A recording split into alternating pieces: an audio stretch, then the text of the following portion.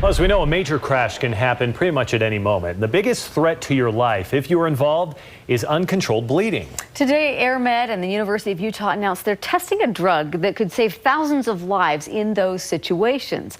News specialist Jed Boal explains how. Over the next 3 years, when AirMed picks up a trauma patient with severe bleeding, they'll become part of a study.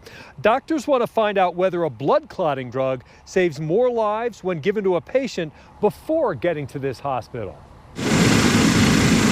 AirMed saves lives when seconds count. 1, 2, 3. Now, they're testing a drug that may give them even better odds. This drug may help us extend that window of time where we can actually get to them to save their lives.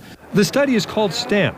STAMP stands for Study of Tranexamic Acid in AirMed Pre-Hospital Transport. Tranexamic acid, known as TXA, has slowed bleeding in patients in hospital tests and improved survival rates. The hope is that if we use this drug early, if we can use TXA, we may be able to save more lives and stop further bleeding. AirMed will test the blood clotting agent on its emergency flights to see if the drug given before the patient gets to the hospital saves lives. 1 in 4 patients with severe trauma are at risk for severe bleeding, which can lead to organ failure, infection, and death. And that's why we need to test whether or not this drug will be more effective if we give it earlier. The university is one of 4 national centers participating in the study. AirMed will give TXA to bleeding trauma patients randomly.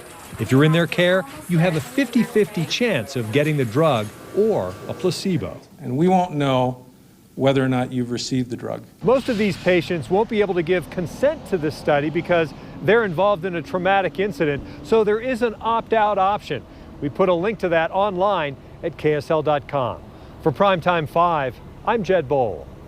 Jed, thank you.